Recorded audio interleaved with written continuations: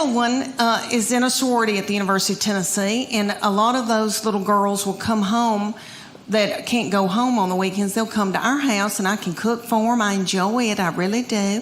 And they can wash their clothes. Well, one little girl came, and I washed that little thing's clothes because she stayed 2 days. And all I said to her was, Katie, you're so tiny. Your little underwear looks like a slingshot.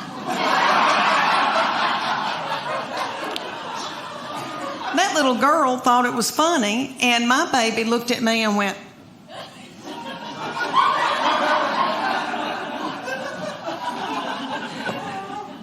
so I got out of there. And then when that little girl left, I came back in. I said, what's wrong with me saying that her little panties look like a slingshot? I wish somebody'd say my panties look like a slingshot. You boys in the front row, y'all want to know what my panties look like? Did y'all ever watch Braveheart and Mel Gibson? You remember that big old catapult when they'd pull that big thing back, put a ball in it, fling it, and kill a bunch of women and children with it? That's what my panties look like. Thank you. Thank you. Oh. Thank you for clapping for my panties. I used to wear Victoria's Secret when I was their age because I still had hope. But y'all know what? I quit wearing them. You know why? Because y'all know who owns Victoria's Secret? Satan.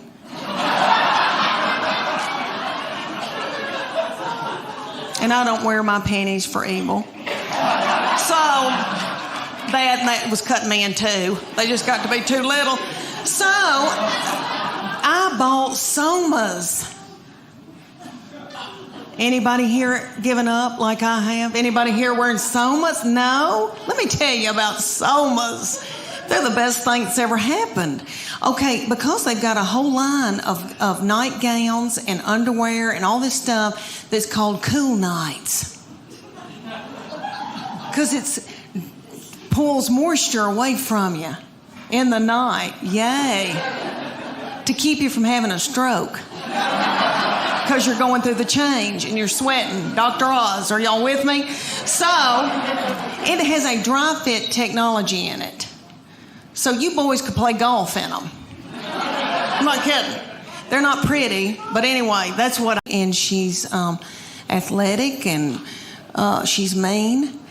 And all right, my second baby is my oldest daughter who's about to graduate from the University of Tennessee. She's 22. And let me tell y'all, I know every crow thinks theirs is the blackest, but let me say that she is a beauty. And she is smart, and she's done very well in school, and she's in a sorority and done well with her sorority, and she's athletic, and she's mean. And we're scared to death of her. We walk on eggshells around her. She's not mean to other people or in public. She holds it in so that she can come home and like spew it out onto me. That's okay. That's God's way. But this is what I think happens. When she was a junior, her summer between her junior and senior year, I think that God allows this to happen.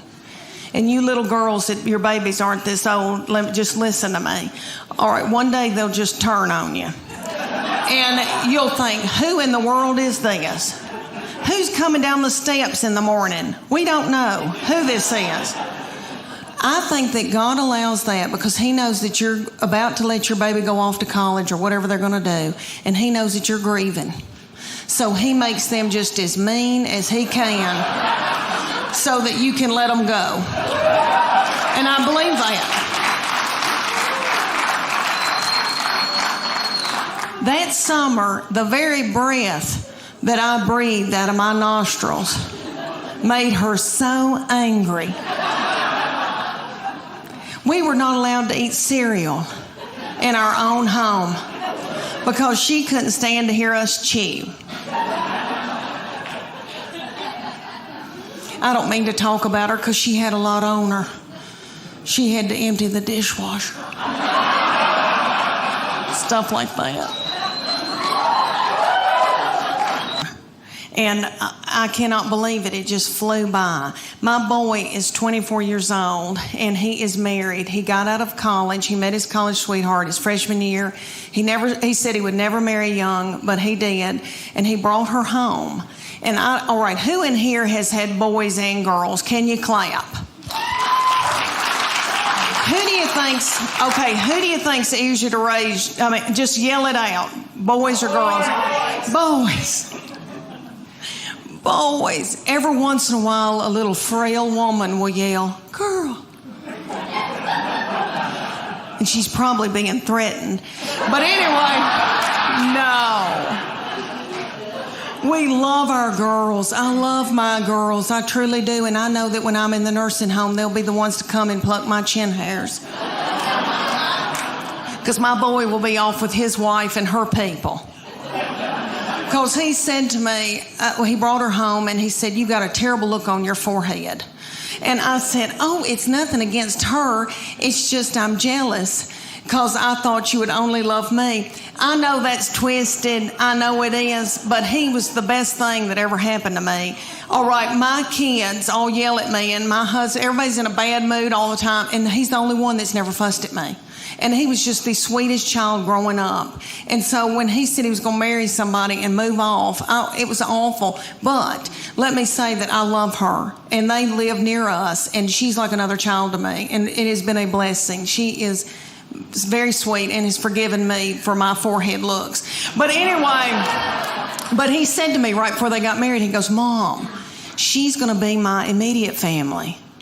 You're now my extended family. He said, Mom, that's biblical. I thought, why did I show him the Bible? He was born an 80-year-old man. He has had a garden since he was in 6th grade. He plays the mountain dulcimer and the banjo. He woodworks. He makes spoons.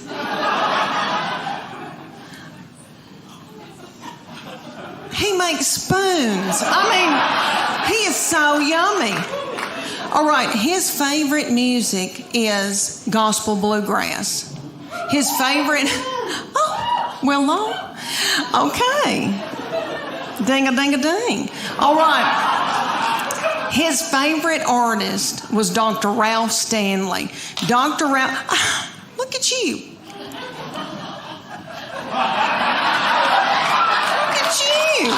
Knowing who Dr. Ralph Stanley is. Okay, for those of you who don't, he was on the Oh Brother Where Art Thou. That is probably the most famous thing he did. But he was the godfather of Mountain Soul. He ended up dying at like 92. And had a little cowboy hat propped on his head. Yummy. Okay, he would come through Knoxville and I would take my son to see Dr. Ralph when my son couldn't drive. They propped little Dr. Ralph up on stage because he was so old. I almost threw my panties at him because that's what you do to Tom Jones. And I love him. But anyway, I was standing there listening to Dr. Ralph Stanley singing gospel bluegrass, and I think to myself, how many teenage boys are listening to this? What are teenage boys listening to? Rihanna, Waka Flocka Flame, some of that nasty goings on. I thought, wouldn't it be funny if I had to yell at my boy, turn that gospel bluegrass down. You're out of control. If I hear I saw the light one more time. I have 2 in college and 1 married. And you'd think I'd look forward to being an empty nester. Some people go, woo. I don't feel woo. I miss them. My husband misses them. I found Netflix when I when the last one left, my baby child, she's now 20, when she left, I took to the bed and I ate chocolate-covered blueberries that you get at Target. And I found Netflix and I binge-watched Scandal. Have y'all seen Scandal? That first season, the chemistry between the two main characters, I think something's really going on. Anyway, it set me on fire. And so I laid up in the bed and watched that and like ordered Jimmy John's from my bed. And my husband said, "Are you all right?" But I ended up getting sciatica from laying in the bed. I didn't get bed sores. I got sciatica and then ended up having to get physical therapy that cost $1,000 because of my deductible. But anyway, I grieve so much over my kids being gone. All right, so when my husband gets home, he's as sad as I am. When he gets home, we just stare out into space. And he's very quiet. He's an introvert. He doesn't talk. He doesn't chat. So I just sit and talk to myself.